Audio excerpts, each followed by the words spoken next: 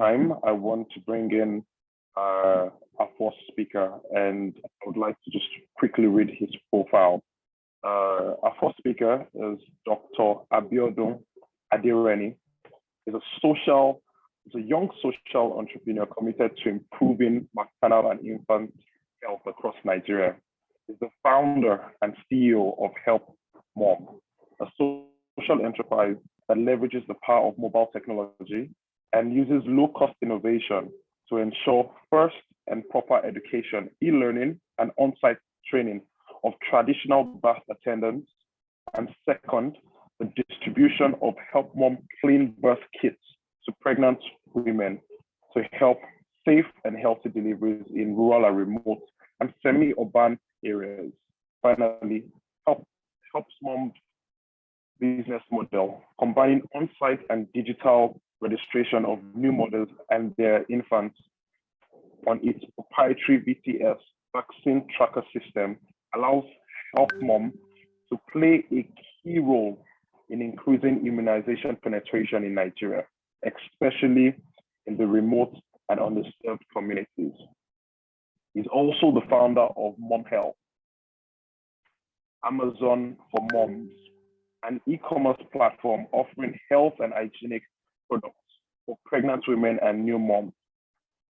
Mom's Health business model, just as Help Moms, relies on the last mile distribution model and involving and empowering women economically in suburban and urban communities.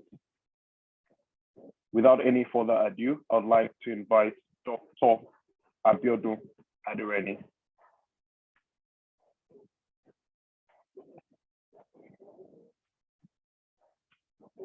Sorry. Doctor, are you there?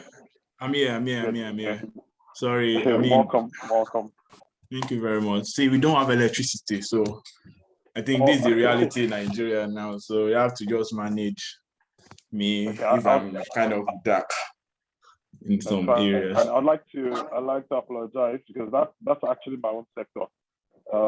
Electricity, there's a huge problem with the GenCos at the moment. The generation stations are having some critical problems. So there's actually blackout across Nigeria at this point. So we apologize to all our fellow brothers and sisters from outside Nigeria.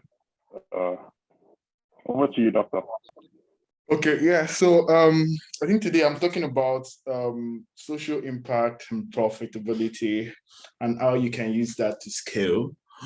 So I'll just give you background information about myself. And you guys, I want this to be as interactive as possible because I don't just want to come here, talk. If you have any question, I'll be looking at the chat box all the time. So if you have any question, I will attend to it. So so I run a healthcare company or social enterprise, as people call it, called Help Mom. Help Mom is a social enterprise that deals with pregnant women and nursing mothers. And over the last 3 years, we've had tremendous impact for pregnant women and nursing mothers in the remote communities in Nigeria, and we've been able to raise good funding also from big corporations like Google, Facebook, United Nations, Tony Elumelu Foundation, Global Citizen. Just think about any organization you can think about, and we've raised good amount of funding, more than 500,000 USD. I can't give an exact amount now due to some reasons, but one thing I've come to realize on this journey is that people are more interested in doing a lot of social good than being more interested in continuity. And I'll break that down. What we do at Help Mom is, I say a lot of things that we do at Help Mom, most of them are not novel ideas. What I mean by novel ideas is that these are not exceptional ideas, right? So let me give you an instance, like the clean birth kit now is what anybody can decide to do on them by themselves, because the clean birth kit is just you bringing several items together and giving it out, right? So there's nothing novel about that. We also have something called the Help Mom vaccination tracking system.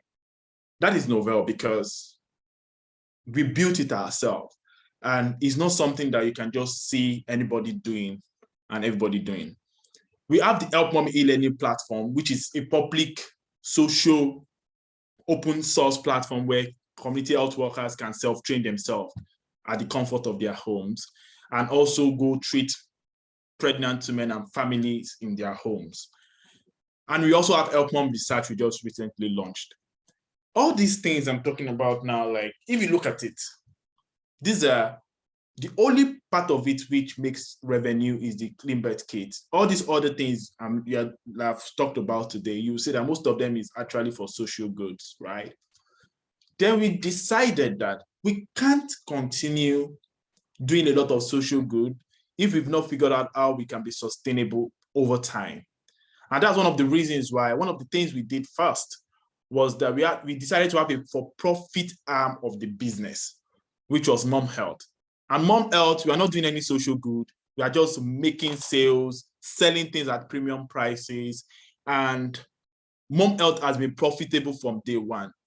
Help Mom is just sustainable. Help Mom is not profitable. Then the two businesses are under the same umbrella as an hybrid company. See, why I decided to give you a little bit about my story is that it is very much easy. Like maternal mortality is high. You can raise money. A lot of children are out of schools. You can raise money to get them into schools, right? A lot of farmers, they don't know how to predict weather for their farming produce. They don't know how to do a lot of several things. You can create solutions that tackle that. But one thing you should ask yourself is that, do I just want to do this for the meantime, or do I just want to do this for continuity? I'll give you a typical example again. If you look at Tony Elumelu Foundation, look at Tony. A lot of people will describe Tony as a social innovator, but I will describe Tony as a businessman. And please don't go and misquote me and don't go and start saying what I did not say online or go and start misquoting me. I will explain what I mean. What I mean is this. Tony understands that for you to have long-lasting impact and continuity, you need to have a very clear source of income and revenue. And if you noticed, when Tony Elumelu launched Tony Elumelu Foundation, he actually gave out over, I think he committed $10 million or $100 million from his own personal pocket from the shares of UBA. UBA is a very profitable business. Assuming he does not have UBA, it will have been difficult for him to pull that up. And that is why it is very important you understand how you'll be profitable even being a social innovator. Because if you don't understand that, you just be like every other person. There's a major thing I've seen so far in the social space in Africa is that people start a social enterprise. After starting the social enterprise, maybe they raise some money, they do a lot of social good, then they go out of the country. Then they stop. Have people really asked, why is it that people are doing that?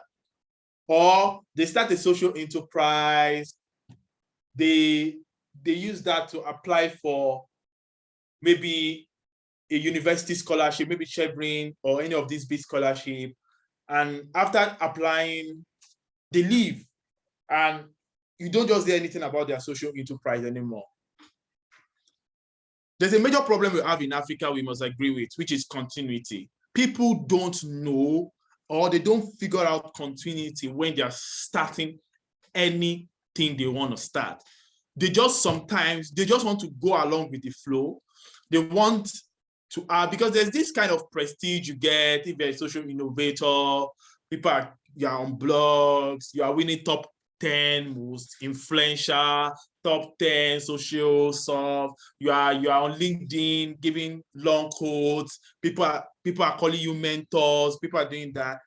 All those things will only make you look good for a while. I bet you, if someone that is doing what you do, right? If someone that is doing what you do decide to do it right, and the person figures out profitability on how to continue, you will be forgotten. And that's the truth. And I'm talking to myself also. So don't think me, myself, I have it figured out yet. Yes, I think I have a bit of things figured out. I think I have a bit of big things figured out. I think I have much clarity about how to go around things. But I'm also self-aware that if I don't keep innovating in what I'm doing, if we are not profitable in what we are doing, we'll run out of business with time. I'll give you an instance. When we started HelpMom, we only started with going to communities and providing healthcare services. How are we going to continue with that? We added the HelpMom Clean Birth Kit. We added the HelpMom vaccination tracking system. We added the HelpMom e-learning platform. We added the HelpMom digital health cafe. We added the HelpMom community group. We added the HelpMom research, right? If I'm not thinking like this, it will be very difficult for me to continue, because one of the things I've also realized is that the best way to continue is that keep innovating. Keep finding solutions you can build on the solutions you are doing or the product or services you are giving that can make you still relevant within what you are doing and can still make you have more impact. It's very important you figure that out. Like, you can really see, look at it. Every social enterprise, like, if you tell me your business, and if you come up now, if anybody comes up now and you tell me your business, you tell me what you're doing, I can tell you 4 business off my head. Like, anybody should come up and tell me what you're doing, I will tell you 4 businesses, 4 social enterprises off my head in Africa, maybe not Nigeria, that is doing the same thing as you are doing. So how do you yourself, if you don't figure out how you are going to continue, if you don't figure out sustainability, if you don't figure out continuity, how are you going to actually edge over all the competitors that are around you? Right? I was reviewing about application like last year for a corporation. And one of the things I saw, or one of the things I noticed was that I was reading, there was a particular idea I saw, and I read 5 or 6 different organizations submitted the same idea. The same, not different. And it was impossible for me to pick all the 6 because we are only meant to select 10. What I did was so simple. I looked at the 6 and I looked at one of them that was doing something different out of all the 6, and that was the person we ended up selecting. So what I'm trying to say to you today is that don't be comfortable in what you are doing, because with what you are doing, there is a competitor within what you are doing. There's a competitor. And if you are not creative, if you are not innovative, there is no how, number 1, you can be profitable. There is no how, number 2, you can continue doing what you're doing. Right? See, I'm not of the opinion that, see, if you go to helpmom_ng, you will see a lot of good works that we do there. Right? If you go to helpmom_ng, you do a lot of good work that we do here. But if you also go to momhealth_ng, you will see that we are selling. And it's pure business. Right? And that is the best way, on the other hand, in which you can really figure out sustainability on the long term. The other thing I would like to mention or talk about is that if you are doing things just for your own ego, number 1, there's no how you're going to figure out sustainability. Number 2, there's no how you're going to figure out continuity. Number 3, there's no how you're going to figure out how you're going to scale what you do. Because one of the things I've also come to realize is that people like the honor of being a CEO, a founder of a social enterprise.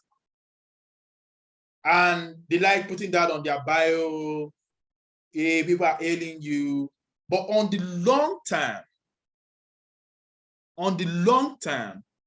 what really will keep you to be that CEO or that founder is if you've actually figured out how you can actually be sustainable within what you do.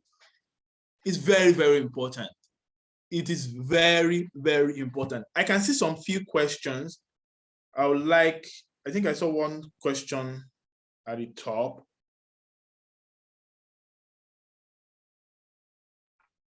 Was that directly? Yeah, so I saw something around. To you? What do you say? Was that directed to you?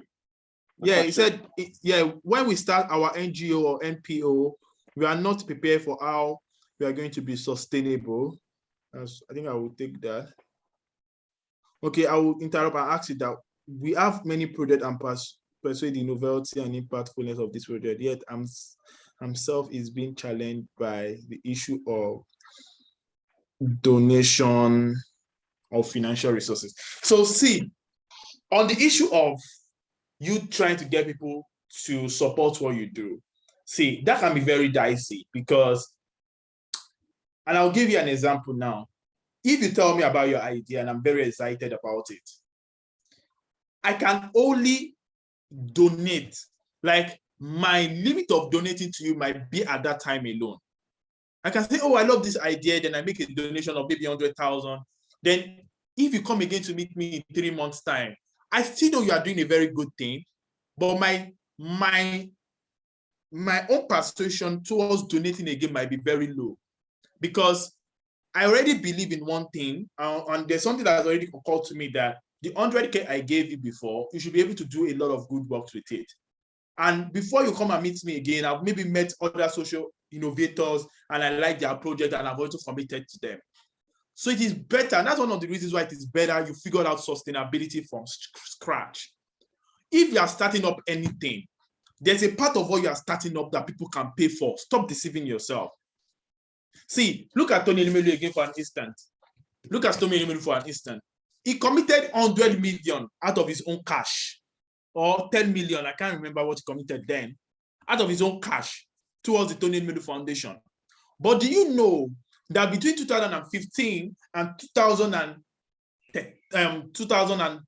this year, between 2015 and this year, Tony Elumelu has gotten donations and commitments of, I think, more than $200 million from other big institutions.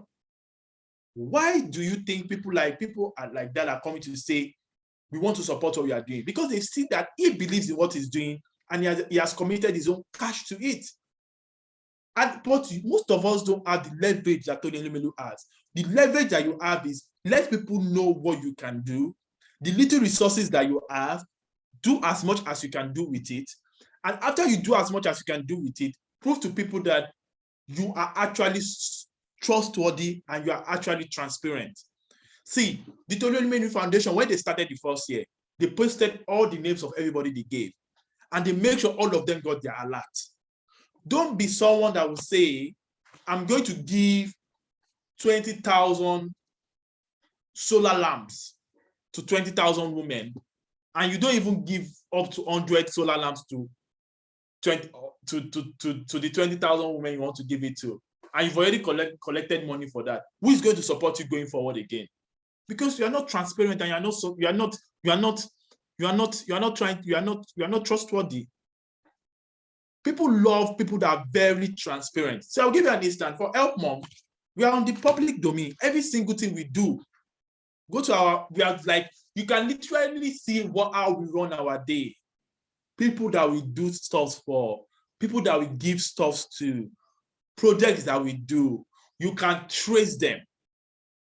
We have a YouTube channel where we have testimonials of some of our beneficiaries.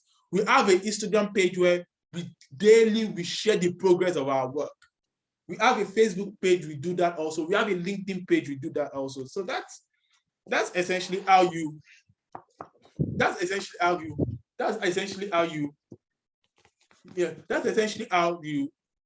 at the end of the day prove to people that you are a trustworthy person. See, let me give you an instance. If you really want to get big support from organizations, if you want to get big support from organizations, the first thing they ask you is that, what have you done before? They want to see results. They want to see what have you, like, show us what you've done before.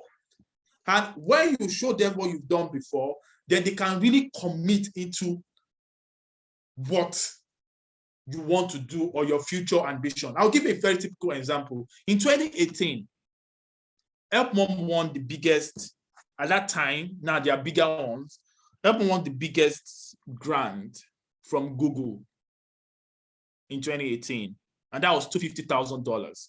That was $250,000. The worth of $250,000 today is, I think $250,000 today is close to 130 million or 125 million naira. And when we won that money, we had a lot of back and forth with Google, because Google was like, we wanted to go and use this money to go and provide free clean birth kit. And I said, no, this is not sustainable.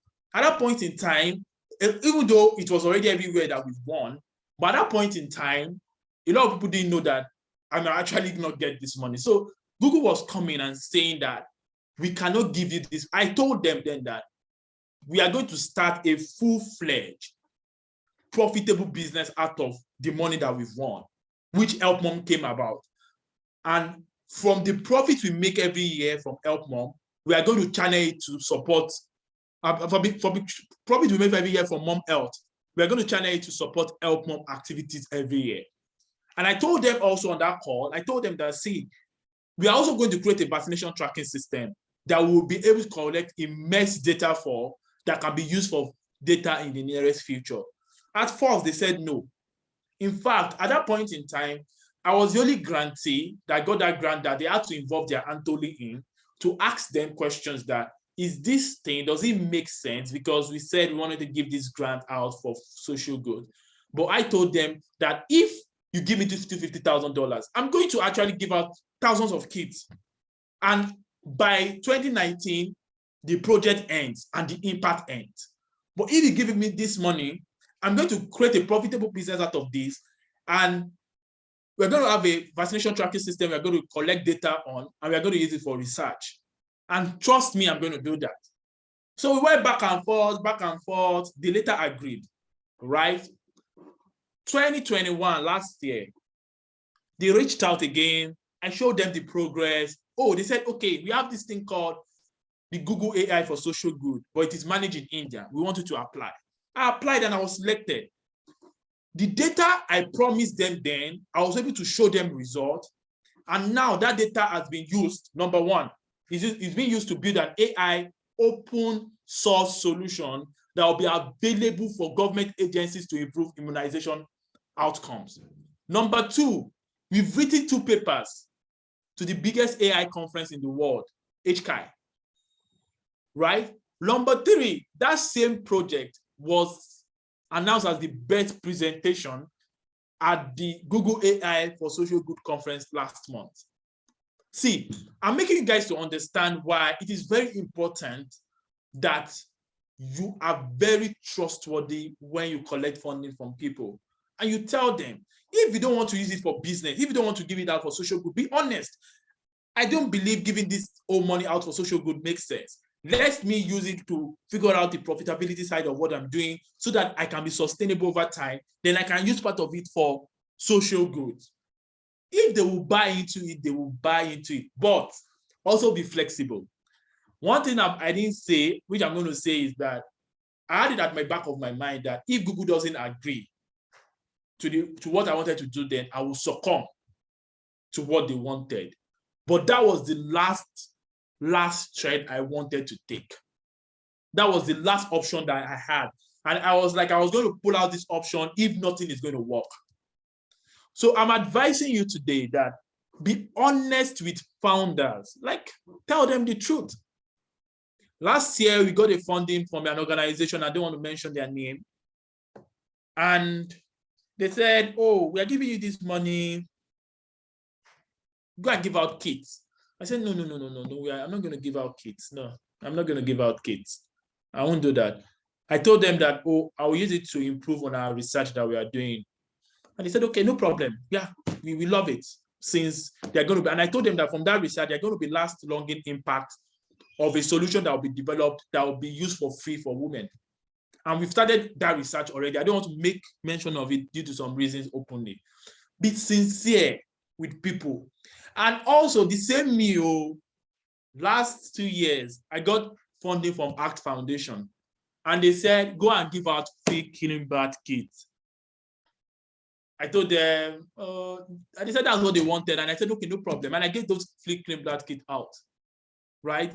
I'm just trying to show you that you can be firm and you can also be very flexible. Because most of the time, what funders look at is that most of them also want to satisfy, I won't say they want to satisfy, they want to do PR, and I won't say they want to satisfy their ego, but it's very easy for an international funder to go to a dinner with his friend in US and tell them at that dinner that I'm doing something great in Africa. I just gave out 100 million, I just gave out $100,000 to an organization that is feeding the poor. It makes him look good. It makes him look good, right? Even though he's doing it for the social good, but it also makes it look good. But if you are now a kind of person that says that I'm not open, every time when people say, I'm going to give you money, go and do this, you will say yes. Oh, go and do this, you will say yes. And go and do this, you will say yes. See, the problem you have is that, number one, you have a problem with sustainability. Number two, you won't be able to build long-term partnership because everybody already knows it that the same thing you are doing, they can go and meet another organization and they will say yes to it. But if you can convince them on, this is what I want to do with the money, this is how I'm going to go about the money, this is the step I want to take on this money, and I'm going to be accountable. See, Help Mom, we did our audit last year. This year. We've done our audit for this year. And the cash at hand we have, when I saw the audit and the cash at hand we have, I'm not going to mention it here. Like I'm telling you, some of the casual businesses you see on the street that are just profitable business don't have it. Like the cash at hand that we have that we've not used for anything, and we are still making so much impact on, when we did our audit, is crazy. That cash at hand, I can decide to say I'm not raising money for the next 5 years. And the company will pay salary conveniently, we run project conveniently. I'm just making you understand that it is very important. I don't have it figured out yet. I don't have everything figured out yet. So don't think I have everything figured out yet. But I'm making you understand that it's possible for you to build a social enterprise and you'll still be profitable and you'll still be able to scale. Right? You'll still be able to scale. Do you know the same Help Mom I'm telling you about? Do you know that we have an app now that is like a fintech app for mothers? It's on Google Play Store. It's called Mom Health. On that app, you can buy any product that you like. If your wife is pregnant or you just gave back to a baby, you can save up towards your maternity goals. If you just recently got married, you can talk to a doctor. There's a forum there, you can chat with other women. So for me, what I think about every day is how we can be sustainable over time. Let me also bust your bubble. Like, one thing I think is not part of my talk, I will also mention today, is that be open up for partnership. I think in Africa, we all of us want to go. We want to go and just get everything ourselves. We don't want to work with others. I'll give you an instance. Living Goods, Google them. Living Goods is an organization that has an annual budget of more than $10 million a year. Google them. Living Good has an annual budget of more than $10 million a year. And I can tell you that Living Goods still partner with organizations within the healthcare space to get grants together. So I think one of the problems I've seen in Africa is that we are so competitive with each other. We don't want, I don't want to share my what's the name of this person? I don't want to share what's the name of this person. Of recent, me and my friend, a very good friend of mine reached out to me, was like, oh, I got to the semi-final stage of this program and I think the final stage is going to be ethic, and I want to partner with your organization, which we are going to use waste for health, all those kind of things. And I'm going to indicate it in the application for the final round. And I said, no problem, let's partner together. And that partnership today was selected, and we're getting $130,000 from that. No, the partnership is getting $130,000, even though majority of the funds is going to the main organization because they just brought us in as an implementation partner. It's only little part of it that is coming to us, but majority of the funds is going to the main organization. Assuming he has decided to say, let me go alone, I'm very sure he might not have won. But him looking at the synergy that it will bring together if both of us go together, got him a funding of $130,000, right? I think Nigerians, Africans should look at, I don't need to take all for everything. Let me take a larger share or equal share in partnerships and use that to grow my organization. So I think it is very important also that we learn the importance of partnership in what we do. I think, let me take some questions. I think there are a lot of questions.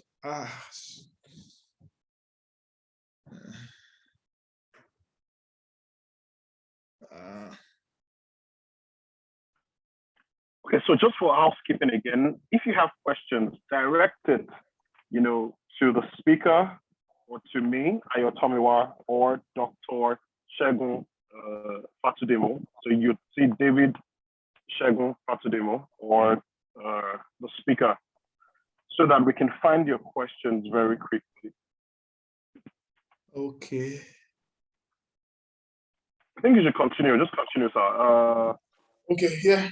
Some people send me personal questions. Some people sent you personal questions? Yeah. So there was someone that sent me a question on, let me just take only that one for now. Okay. Someone was like, so the person was like, the problem now is different faculties such as engineering, architecture, designer want without ID. Please share your startup process, which also gives a strong contribution to others. See, I've shared my startup process, right? And maybe I'll just do that briefly again. See, I started Help Mom when I was in school. I was a UI student when I started.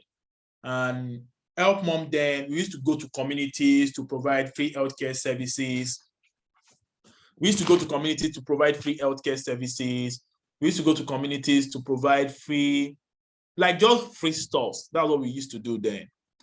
Then later on, we decided to go into clean birth kits before we now started innovating around other aspects of maternal and infant health, like vaccination tracking system, e-learning platform, digital health cafe, community, Help Mom research. And see, let me be honest with you. Like, I've made some mistakes in the past, and I will share one of those mistakes I made early in the past with you guys. And I think I've said it at several events I've been also. I got into an accelerator program in 2018, and this accelerator program promised that they were going to provide $50,000 as funding. So that accelerator program required me to go to Nairobi and live in Nairobi for so technically during that time, they were like, come to Nairobi for 3 months. After that 3 months, you get funding for what you are doing. So I decided to take it up. I went to Nairobi. I didn't sign any agreement with anybody. I was living out of Nairobi for 3 good months. I don't know whether anybody has been to Nairobi here, even though Kwetu. I was staying at Kwetu, and I was having lectures. We were having the accelerator at Strathmore University. That's like you going from, I don't know if people know Lagos so well. It's like you going from Lekki to like Ikeja. That was how I was moving every day. Then towards the end of the program, I saw that they shared the agreement we were meant to sign. Then I told myself, there's no way in this world I was going to sign this agreement. And let me tell you something. Before I came to Kenya, they told me that use your money to come, we'll pay you after the program. And after, when I told them I can't, there's no way I'm going to sign this agreement, they didn't give me all my refund. They didn't give me all my flight ticket. They didn't give me my money for food. They told me to go back to Nigeria. And that was like, I wasted, then that means I wasted, technically then I wasted 3 months of my time and 3 months of my money.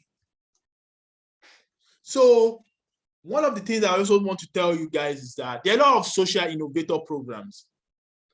If this is completely unrelated to my topic, if you are invited for any, talk to people that have been part of it before and talk to people to understand their insight of it. Do a research about the founders.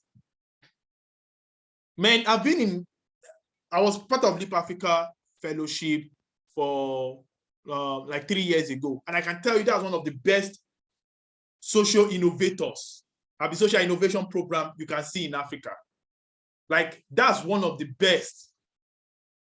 That is one of the best. That is one of the best social innovator program you can see in Africa. One of the best. I'm telling you the truth today.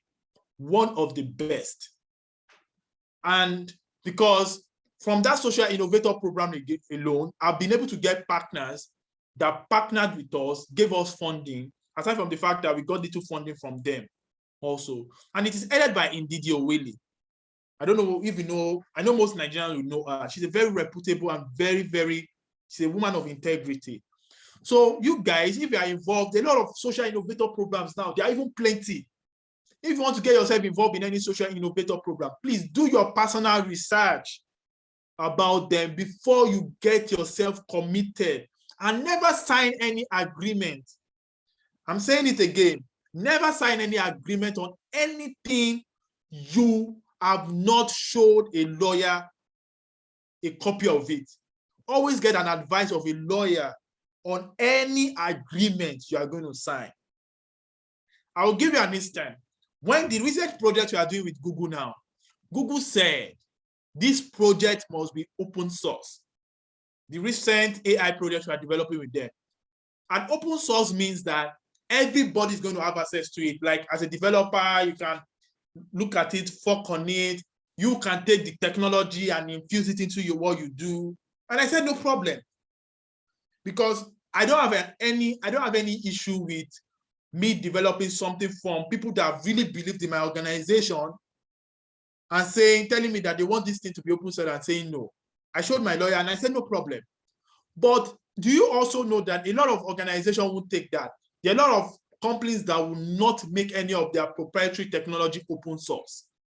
So you must understand the difference. It must be about what you want and what you want out of this partnership. So always show a lawyer see, if there's an agreement, if I give you an agreement today, even me, if I give you an agreement today, show your lawyer and get the consent and the advice of your lawyer on it. And see, let me tell you one thing. When I mention showing a lawyer, you don't need to go and get anybody at Udoma or anybody at Templars or anybody.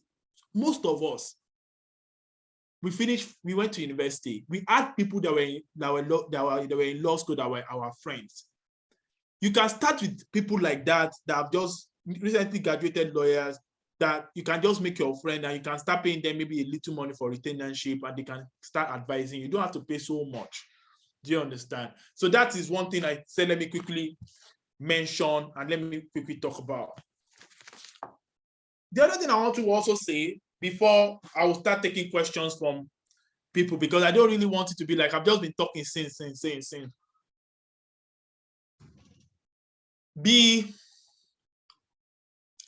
Be sure about any single thing you want to do, right?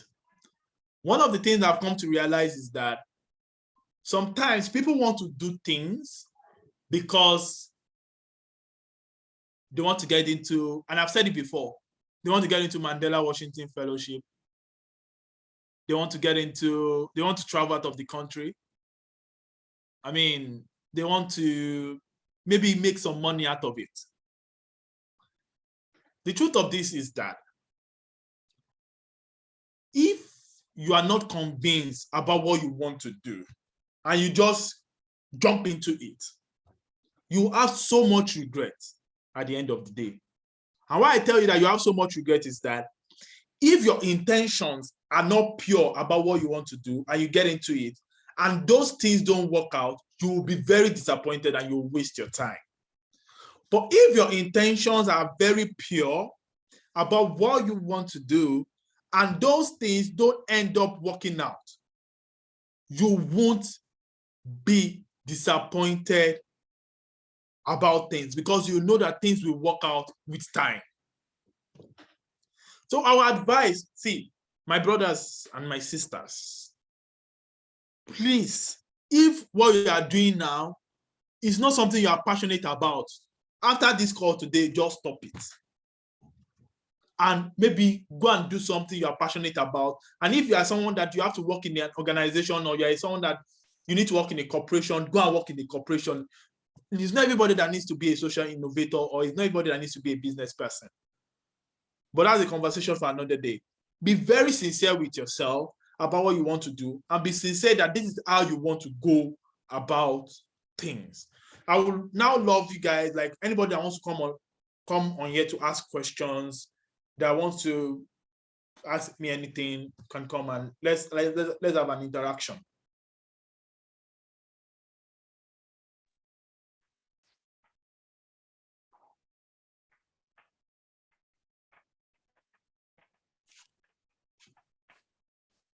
Okay, so I have a question here from Michael. It says, how can I respond to funders asking for my track record income if my venture hasn't been getting any funding? Do you think the response gives me an edge for the grant? Please, can you come again? Sorry, can you come again? Okay, this is from Michael. It says, how can I respond to funders asking for my venture hasn't been getting any funding? Do you think the response gives me an edge for the grant? Okay, how can you respond to funding? Okay, yeah, depending on getting any funding. Okay.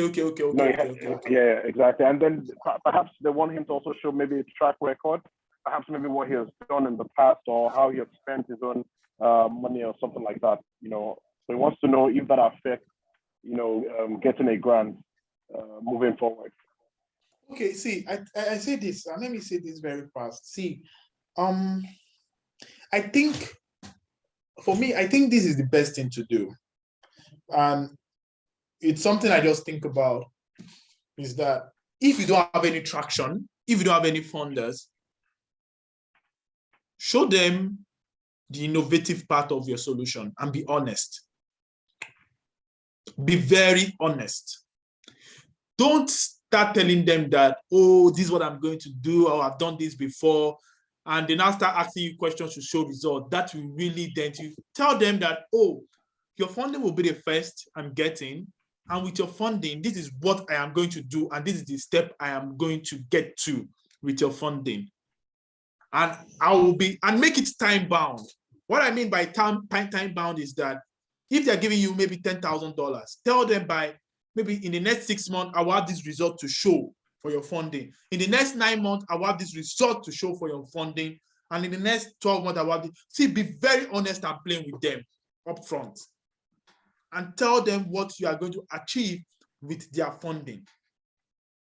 Because if you don't have any results, it is very impossible for you to do anything or to prove anything to them because you've not done anything before. So there's no need of trying to water or bottle around things. Just be honest. When I won Google Impact Challenge, when I won the $250,000 from Google Impact Challenge, I've only reached out to 250 women. And I told Google I've reached out to 250 women. Because I didn't want to say things that will put me in trouble. You reach out, if I say I've reached out to 10,000 women and they say, where are they? We want to talk to 1,000 out of them. I've reached out, I told them I've reached out to 250 women and I can share their contact. I can share, we can go and meet them and you can confirm. And at the end of the day, I won. There were people that applied that reached out to 1 million. Because around that time, Google Impact Challenge was the name. So just be honest and just be able to tell them the truth. I want to take these questions very fast. You talk about diverting funding for charity into social business. What do you think will be the response of funder if they find out that funding has been used? See, I didn't talk about, please don't misquote me. Excuse me, I didn't say that you should divert funding. Tell the people what you want to do with their funds. Have an agreement with them on what you want to do with their funds. If they are not going to agree, they will agree. If they will not agree, they will not agree. And I have to reframe it very well before people start misquoting me. When you get funding from people, there is no way you are going to sign an agreement and there's going to be like program milestones. In between your program milestones, you are going to indicate what you want to use their funding for and when you are going to be reporting. During that time is when you negotiate with them and tell them, this is what I want to do. And if they don't agree, you guys can keep negotiating till they agree or you decide to do what they want. But always remember that it is the two sides of things, right? Two sides of things in the sense that they have to really agree to anything you tell them that you want to do, because there's going to be a signed agreement between both parties. Please never divert a fund that you've signed an agreement on. And you say you want to use this fund for A and you go and use it for B after signing an agreement. Never do that. Always, if you know you want to use the fund for B, before the agreement is signed, talk to the people giving you the money so that you guys can agree on what you want to use the money for. What advice will you give to someone just starting out? Be sincere with yourself. Be honest about what you want to do. Be sure about this is the problem you want to solve. Don't waste your time trying to get the baggage of a CEO where you know that is not something you are cut out or called out for. How do I get funders to support my vision without appearing apologetic or like a criminal? No. See, you are not, the thing here is that you are not appearing apologetic. See, even funders that are giving you money are hustling to get money from somewhere. So they understand these things, right? See, as I am, I still write to funders and I still sometimes budge some of them with emails. So this, let me tell you what I do. There's something I do, I'm going to teach you guys. If Help Mom does something very good today, if we have like a progress today, I will send it to all our existing funders. And I will go and look at other funders I'm interested in, and I also send them the progress too. Right? I will do that. Right? See, the tone of your emails or the tone of your conversation to funders matter a lot. When you're talking to funders, don't put an urgency on what you want from them. Don't do that. Just tell them, hi, my name is this. I'm doing so in Nigeria. And I want to like, this is what my organization just did. And I'm looking at doing so in the next 6 months. I don't mind if you're interested in a call. You can give me a time and I can explain what I'm doing to you. Thank you very much. Many thanks. And you end the email like that.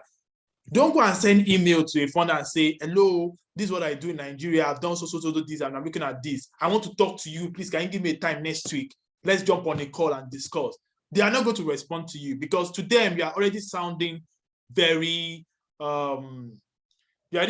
sounding like you are sounding like you have control over their time and you're sounding very desperate.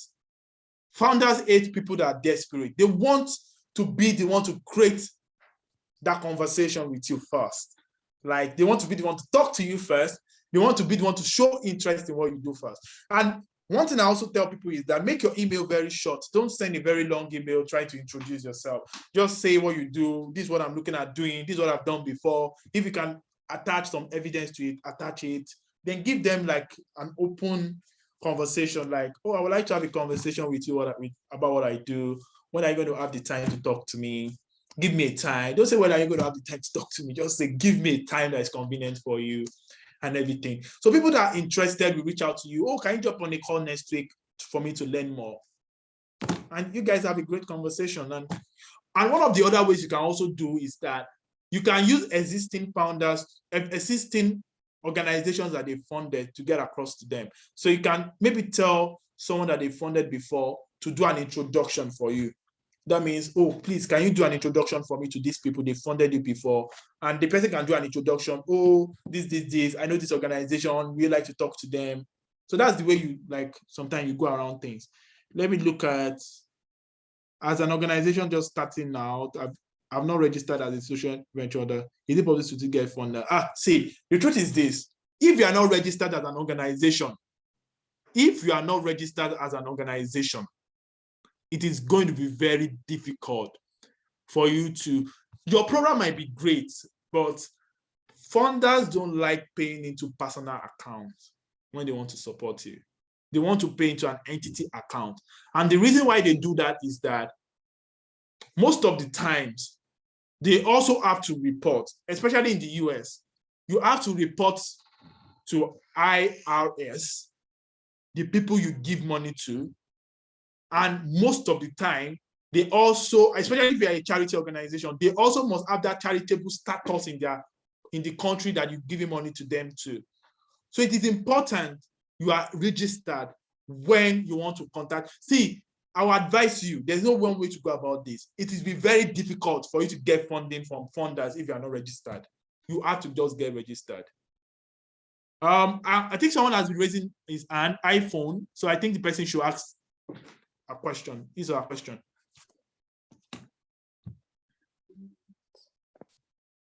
Okay, good afternoon once again, sir. Thank you very much for coming through with this enlightenment. So I'm Oluwatosin Adebisi, and I'm talking from Nigeria. I have an NGO presently, and I'm working on my CS registration. So we work with SDG 4. That's quality education. So one of the things we do is we go to schools to train and tutor students and pupils with illegible handwriting. When I started out then, we do free very well. Like, I send you a letter in your school. This is what I do. Can I come around? Okay, so if it's a yes, I just go, I train the pupils and the students, and I collect anything they give to me. But presently, we have a lot of people calling in to have us train their pupils. So now that I talked about profitability and sustainability, if I keep doing free, then the NGO will not last. So the question is, if I start attaching price, knowing that whenever I come around to train your pupils or your students, we get the results. And after then, I'll still donate materials to you. I give you bios, I give you books. My question is that, can I start attaching price, making them to know that this is what we do and you get your results? Thank you very much, sir. Yeah, so I like that question very much. You need to see, there are two ways to go around this. The first part of it is to get a big corporation or a big business to support what you are doing. Then maybe the big business can support you to train 10 schools and they will be the one to pay for it, and you go and do that free training to people that are talking to you. Or the other way to go around this is that you have to communicate clearly on the charges, on what you want to collect, on what you want to collect from people. So if you want to be charging them 10,000, be clear.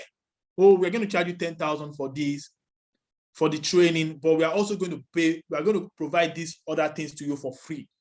One thing about NGOs and social enterprise is that people already understand that you do these things for free. So they always want to come to you for free. So the ways to go around this is that offer some of your solutions for them as paid and offer some to them as free, right? Have a document that explains that. I like what you said, that you said you're already going to do explain this so to them, tell them this so and tell them this so thing. That is very nice. But be able to also explain clearly what you are going to, like the services you are offering, tell them this one you are paying, the book, so I'll give it out for free. But if you get like a funding from a big, or you can approach a big corporation and say, a very big business and say, this is what I do. A lot of people are reaching out to me to do it for free, and I want to do it out for free. Can you support 10 of this thing? And if they support the 10, go and do it for free and provide the reports to the organization that supported them.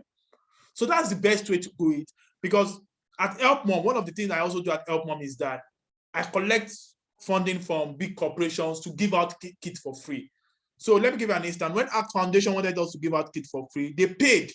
So they kind of paid us for the kits, but we went out to give it out for free. So a lot of people thought we were actually giving it out for free, but there's someone that actually paid for it. So I think that's the best way to go around it, communicating very clearly to the people you're offering the services to, or aside from communicating clearly, the best way you can also do it, and let me be very clear about it, the best way you can also do it is getting a big fund that supports the work that you do, and you go out to provide it for free to other people. Chidoke.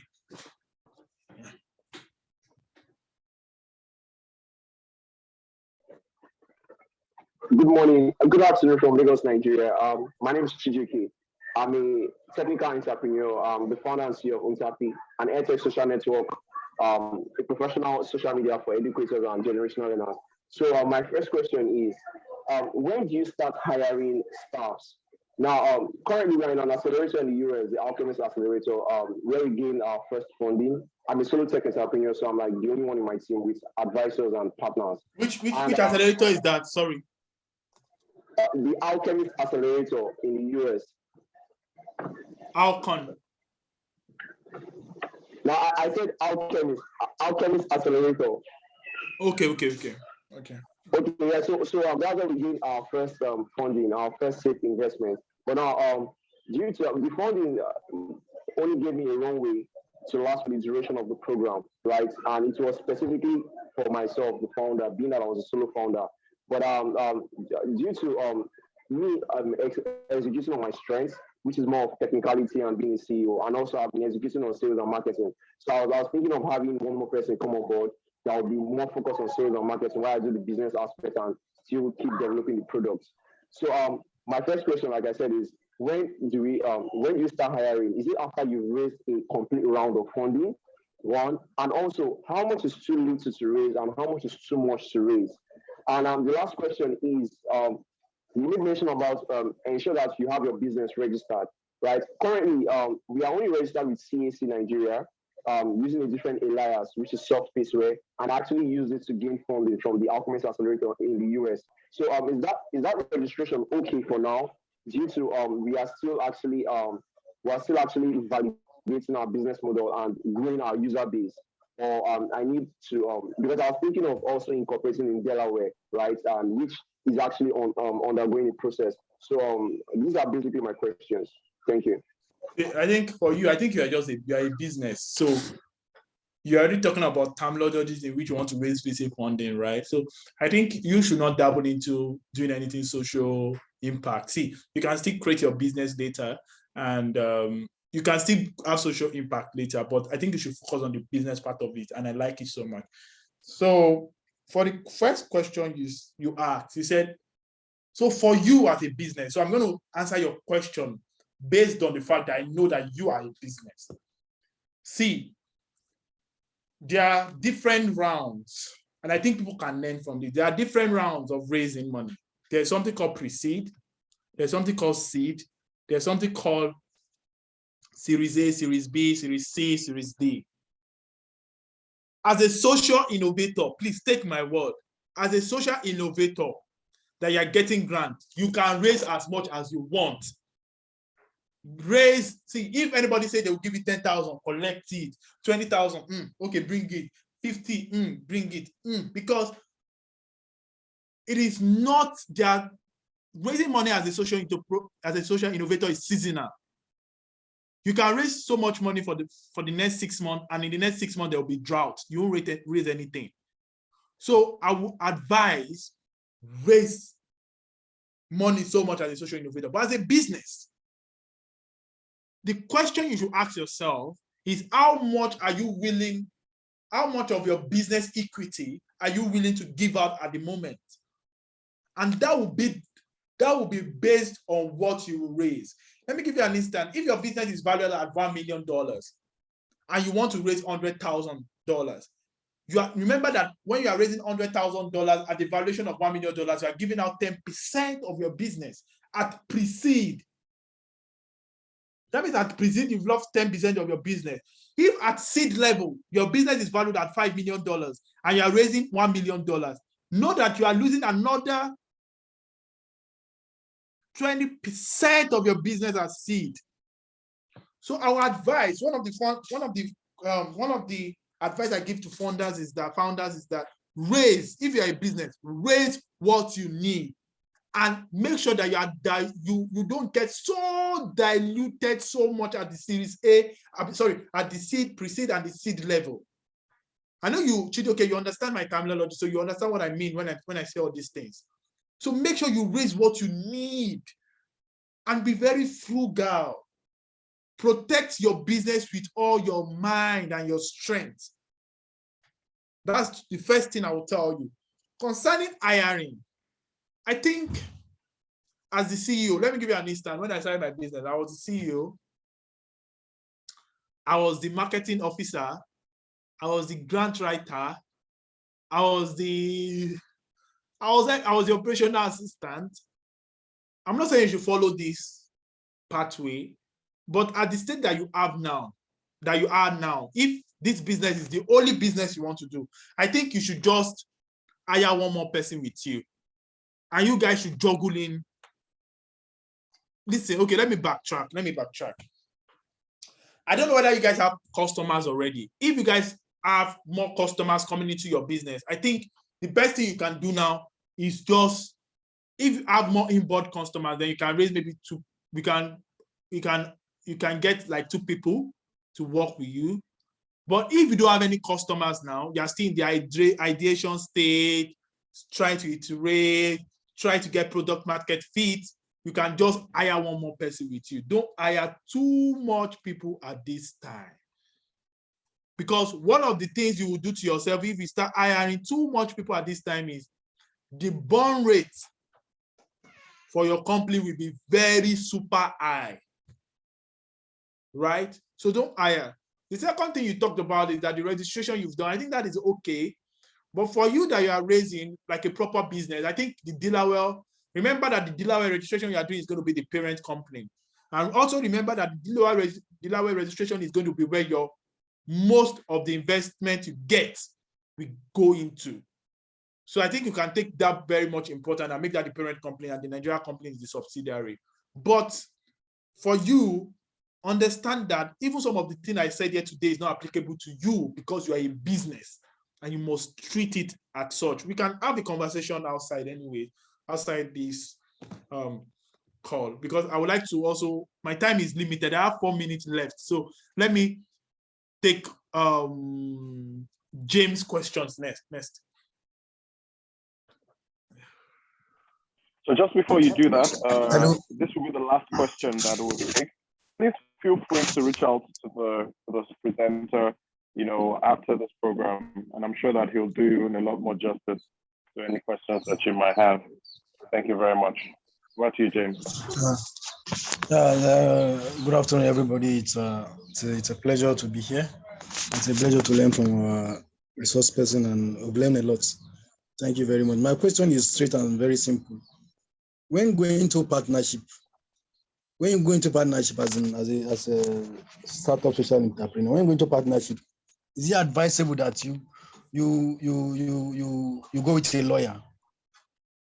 Because about a lot of incidents of somebody going to partnership and later on something happened. This one said his percent is this, that, as in it ended up chaotic. So I I want to hear from a resource person. Is it advisable that you go with a lawyer when going to partnership?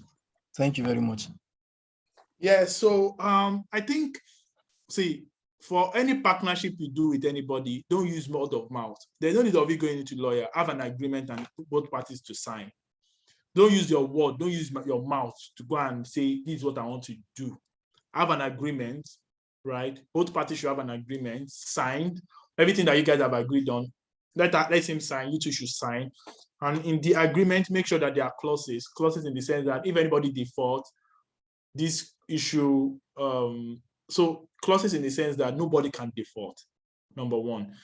Nobody can default. And if anybody tries to default, there should be a very big penalty, right? Because people change mouths. I've also witnessed people sign an agreement. See, you know, the funniest thing in Nigeria is that people can sign an agreement with you and they won't even respect it. It's just sad, right? So, but I think always have because if you have an agreement that is signed by both parties, you can easily take the person to court and you will win. And the person has to obey court orders. But also be very wary of people you sign agreements with. Make sure that these are people that you trust and people that you know. Do you understand? People that you can vouch for. Do you understand? I think that's the best way to approach this. I think I would like to take Grace and your that question, but you guys should just be very fast. I'll take the question just once. Like, say your question, Grace, say yours, and I'll answer it just once, and we went for today. All right, thank you so much. Can you hear me? Yeah, I can hear you. Oh, great. So my name is Yoldemai. I'm a South Sudanese, but currently I'm joining you from Nairobi, Kenya. And I have an idea that I call Nile Women Sustainable Solutions, the project that want to clean the Nile. And for so many years, we have experienced that water-hazing has been a big issue in the River Nile. So we want to come up with an idea that can really try to mitigate that. So we were selected by the D-Skill, that is the digital innovation for business resilience by the East African community for the ideation stage. So hopefully we'll make it to the bootcamp.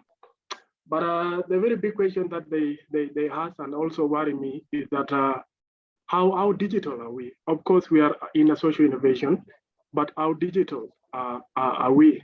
And to borrow a leaf from someone like you, because I know probably you've been in this space for quite some time, a lot of alchemists say that it's good to actually get a leaf from a native. So maybe you can share your thoughts on how we can go digital in terms of our operation. Thank you. Yeah, that's the first one. Grace, your question. I'm sorry, I don't think we can take Grace because the other speaker is here. What I would advise is that she would reach out to you. Please would also share your email address if you don't mind, so that all the other questions can be directed to you, and then you can. So please just answer this last question as quickly as you can, so that we can. So I think for you, Yola, I think the most important thing is that you should be more. You can always innovate around what you do if you know that is what they are looking at, and also it is very important for you to also have so much technology in what you do, because the world is moving towards that already. I mean, what am I even saying? The world has moved towards that. So it is very important that in as much that you have product that is not a bit IT, it's better you also have solutions that are so IT, because a lot of funders also they believe that the best way you can scale is through technology, and that is not even belief. That is the truth. So you can look deeply. You can still do a form of theory of change around what you do. I know you know that theory of change document, and see how you can use technology to actually make the life of some of your beneficiaries better, even not all. That's the best way you can approach things. So thank you very much, everyone. It's nice speaking with everybody today. I think Temitope can share my email with everyone. You can send me an email. I may not be responsive immediately, but I will try to answer those questions. Thank you so much, and it was nice to connect with everybody today. Thank you so much. I mean, this has been an impactful session. Thank you, Dr. Abiodun, for taking out the time, and we hope to have you back soon. And just as I said, we'll be sharing email. Please reach out to him for all the questions that you might want answers to, and I'm sure that in record time he would respond. Please would also advise that, you know, whatever summary you think you might have learned, please put it on the chat box. Let's know what you've learned. If you have some kind words for Dr. Abiodun, please put them on the chat box. I'm sure he's still around. We'll read them and take them as feedback. Thank you so much. Time is fast spent. I would like to bring up our next speaker.